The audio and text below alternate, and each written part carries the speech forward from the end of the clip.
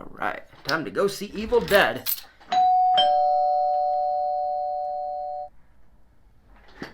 The fuck?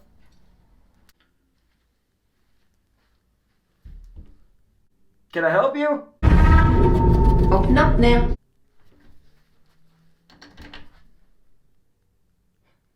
Yeah, I'm just waiting for streaming.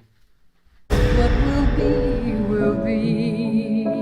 Hey everyone, welcome back to another review. So yes, I just got out of the theater of seeing Evil Dead, so I was extremely excited for this movie. I've been talking about it ever since I saw that trailer.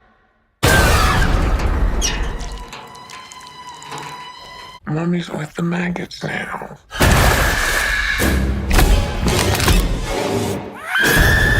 Now, I'm not the biggest enthusiast when it comes to Evil Dead. I do own all of the movies. I have seen them all. I know enough to go into a fifth installment being excited enough.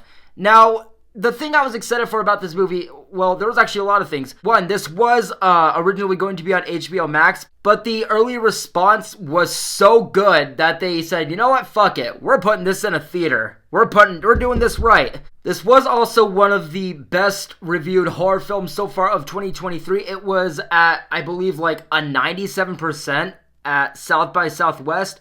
So there was enough anticipation going into this movie, especially just Evil Dead in general as a franchise. There really hasn't been a genuinely bad installment as far as the general audience goes. And it's funny because before I saw this movie, after I saw Ennis Main, I was talking to one of my best friends, and I was telling her, I was like, you're never gonna hear me say this again, but I am actually looking forward to just seeing a Hollywood horror film that I can just shut off my brain to. I mean, after films like Skinamarink and The Outwaters and Ennis Main, I just want to watch people get fucking mauled up by a chainsaw, you know what I'm saying?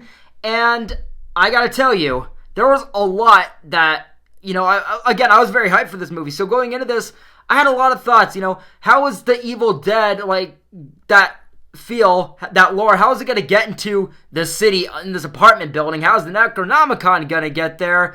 How does the possession happen? Why is it there? Just a lot of questions. So, without further ado, let's just get into them and talk about Evil Dead Rise. So, getting into the intro of the film, it's very interesting because this didn't feel like an actual Evil Dead film. But what I will say is that as a horror film, the directing, the pacing, the setup, it just felt right at home. And I kind of admired that actually, because even just getting these characters and this location and everything, again, the way that it felt, aside from how well the directing, the pacing was, again, it did not feel like an Evil Dead film. You know you're watching a horror film just from, again, the atmosphere and everything. And with how successful the Evil Dead series is just as a whole, you'd think that this would throw a lot of people off, and don't get me wrong, it did throw me off, but it was all in the right ways. It was that thing where I knew that they were, like, with how much that they were teasing all the freshness in this installment, you know, for example, the atmosphere, the environment, even having children this time around. I was actually just that much more excited to give this film a shot. And I'll say this, as a horror film's intro, as setup and, you know, getting that ball rolling, grabbing audience with that first, however you're gonna, you know, tease this movie, yeah, the film does that. It does that in a very Evil Dead fashion. Again, as far as the setup goes and the first initial thoughts of the movie, you don't get that vibe, but right before the banner comes up saying, yeah, you're watching this Evil Dead film, by the end of the intro, there was already stuff that would probably go in the top as far as the movie as a whole that was going to have an impact on me as far as body horror, gore, over-the-topness, goofiness, and shock factor that we have grown to accept and admire out of an Evil Dead film. It was just that classic Evil Dead intro that just comes out swinging. And even the cinematography, when we move past this intro and we're actually seeing on the big screen the specific angles for this apartment building, yeah, I don't know how you made an apartment building looking so fucking menacing. But goddamn, this thing is towering over you. The atmosphere around it, how gigantor they made it with the wicked angles and how sharp the building looks.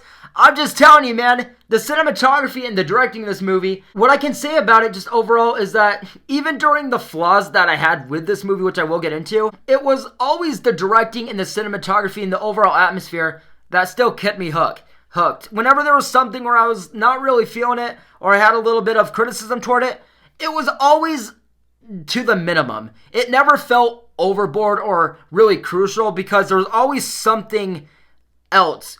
No matter what, how messy something was looking, or again, how it rubbed me the wrong way, there's always something else in that meantime to also lay my eyes on to, reel me right back in. Now, I will say this, getting to the actual setup of the movie, where we're seeing the environment, the layout of the apartment building, where we're getting to know these characters a little bit. As a setup, the script is just not as good as other Evil Dead films, even with the remake, where it shows the sister Mia and she's going through rehab, and you're getting a good ground and good outlook on all these characters and what their, deal is being here and everything. And it's not as structured, but that also does bring me to what I was saying earlier, where even when there's something happening on screen that I'm just not into, there was always something else grabbing me. For example, this atmosphere, and I don't just mean how well the director and the cinematography is, I just mean the mood, man. This is a very stormy movie. This is definitely a movie that if you like it enough and you do buy the Blu-ray, you're gonna watch this every fucking monsoon storm, I'm telling you. It is a very vibrant movie as far as,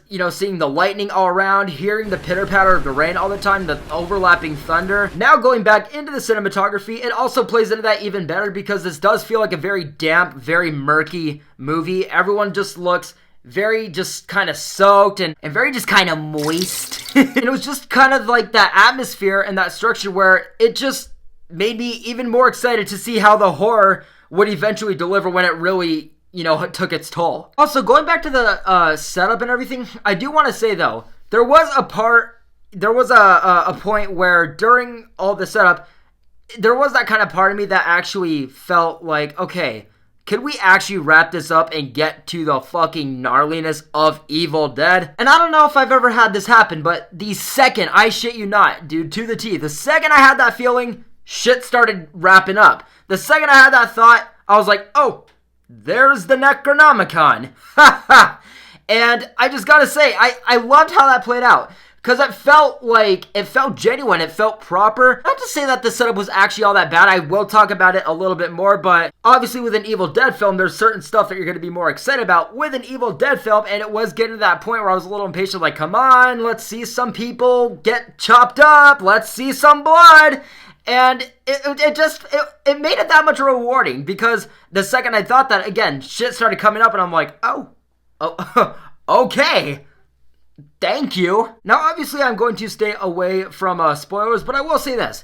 The thought that I was having as far as how everything would kind of happen and how the story would actually get started and all the curiosities I have, it was underwhelming. It did not feel as structured as a story as far as why this evil is here, even why these specific people have fallen prey next to the evil. But much like how I felt about the setup, it didn't bother me that much because of how strong the pros were. Again, this is one of those movies that it definitely has its flaws, but everything else, all the pros aside from the cons, are so well done and so consistent that it outweighs the flaws so much that they just feel so minimal and so excusable. Like, not even once the horror gets going, just in general, the build-up, the tension, the atmosphere, the pacing, it is all so well done, and the chemistry of it all connects so well that, again, even when you're having thoughts of like, I'm not really feeling this, you're still excited because you have that trust. And you can have, and you just feel that as a good directed film that it's okay, we're gonna get there, just be patient, just trust it, and it does pay off. And here's what I will say now, getting into the horror. It is over the top, it is gnarly, it is not as NC-17 or as blood-soaked or as traumatic as you would hope for in that morbid curiosity out of being an Evil Dead fan. But going back to the setup of the characters, which I said I would, it did work well enough where it was so gnarly and so overboard enough that even when the horror side of things started just to barely creep in, where you knew, like, where you could smell its stench a little bit, even before it really made its self known. Yeah, I was already praying for these people because I'm just like, look, I'm buying these people as a family enough. I like their characters enough, and I know enough about Evil Dead that people are gonna get fucked up in this movie. And yeah, man, I was buckling up. It was like riding a roller coaster where you know it's gonna be fun and it's gonna be intense and have adrenaline, but you also know that you gotta kind of prepare for it. Now, going even further into the horror where we're actually, yes, at the Evil Dead horror, I'm just gonna say it. Alyssa Sutherland, she absolutely carries this film. Like, I'm just gonna say it, as a horror buff and as someone who has seen plenty of possession movies and all the Evil Dead films and respect them for what they are and the impact that they've had as far as possession demonic horror films, I don't know if I've been more captivated, more glued to the screen, and more just morbidly and anxiously awaiting to see what this character is going to deliver as far as someone being possessed in a movie before. Another thing I want to mention that really surprised me is how much I actually like the characters. Though obviously, yes, this Evil Dead film takes place in an apartment building, and what I liked and what I didn't expect is that, so basically in the building, obviously once it's overcome by the evil, it's all shut down and everyone's trapped there. So I was expecting it to just kind of set on this family, but no, like, all of the tenants in the building actually become a part of this. They all have their own qualities, their own mannerisms, they're all their own unique person. They all have to, join together and try and help each other to get out of this, building and figure out what the fuck is even happening. Just as far as character development, it just felt right. And even their interactions, especially going into the family, especially like the youngest daughter, you feel... you feel that trauma. Like, you just have those thoughts where it's like, okay, it's an Evil Dead film with all that gnarliness, and this time we have a family with children in it. It's fucked. And I just gotta say, like, in those aspects, it paid off. And again, going back to the horror, there is enough, there obviously are, plenty of callbacks and Easter eggs. There's plenty of over-the-top stuff. Even, I wouldn't necessarily call it original, but kind of different cinematography and horror ways of, of crafting that. Like, for example, one of my favorite scenes, it shows a POV shot of the looking out through the hole in the door. And it is so absurdly stupid and hammy and over the top and even just kind of crappy with its practical effects. And this is like a 5-minute scene just of the POV shot just looking out of the hole in the door. And it's just one of those things where it's like, you didn't expect it, but now that it's here, in any other horror film it wouldn't have worked. But in this one, you kind of, again, it's that corniness that's faithful to the Evil Dead franchise that you're just, it's stupid and it's funny and it's goofy, but you also know that that's just part of the charm. Now again, obviously I'm not going to spoil anything, but I do want to talk about how the film wraps up. So, it is underwhelming in the sense of, it doesn't go out with as much of a bang. It is not as climatic or as bombastic as you've,